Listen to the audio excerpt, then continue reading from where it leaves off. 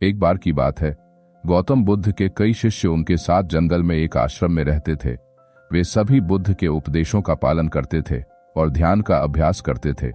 उनमें से एक शिष्य, जिसका नाम सुमन था, बुद्ध के प्रति अत्यंत श्रद्धालु था, लेकिन उसे अकेले रहने से बहुत डर लगता था। वह हमेशा दूसरों के साथ ही ध्यान और साधना करना पसंद करता था।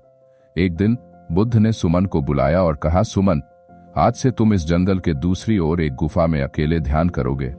सुमन यह सुनकर चिंतित हो गया और बोला, भगवान, मैं अकेले नहीं रह सकता, मुझे डर लगता है। बुद्ध मुस्कुराए और बोले, सुमन, जो अकेलेपन से डरता है वह कभी अपनी सच्ची शक्ति को नहीं जान पाता। तुम खुद को जानने के लिए इस अकेलेपन का सामना करो। सुमन ने बुद्ध की आज्ञा का पालन किया और गुफा में जाकर ध्यान करने लगा। शुरुआत में उसे बहुत डर महसूस हुआ। उसकी सोच में तरह तरह की चिंताएं और डरावनी बातें आने लगीं, लेकिन धीरे धीरे उसने अपने विचारों को नियंत्रित करना सीख लिया। उसने महसूस किया कि वह अपने भीतर की शांति और सच्चे ज्ञान की ओर बढ़ रहा है। कुछ समय बाद जब सुमन वापस बुद्ध के पास, तो वह पहले से अधिक शांत और संतुलित हो गया था।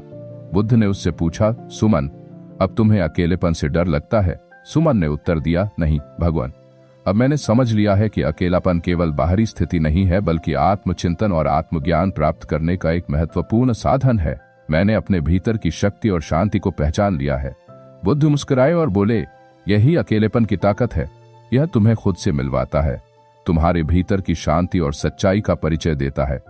जब तुम अपने भीतर की शक्ति को पहचान लेते हो तो बाहरी दुनिया का कोई डर तुम्हें नहीं हिला सकता। इस कहानी से यह सीखने को मिलता है कि अकेलापन केवल डरने की चीज नहीं है, बल्कि आत्मचिंतन और सच्चे ज्ञान की प्राप्ति का अवसर है। जब हम अपने विचारों, भावनाओं और डर का सामना करते हैं तो हम अपने भीतर की शक्ति और शांति को पहचान सकते हैं। गौतम बुद्ध के अनुसार अकेलेपन में रहने से हम अपने असली स्वरूप को जान सकते हैं और जीवन में सच्चा संतुलन प्राप्त कर सकते हैं। दोस्तों, मुझे उम्मीद है कि आपको मेरी ये प्रेरणादायक कहानी आपके जीवन में सफल बनाने में काम आएगी।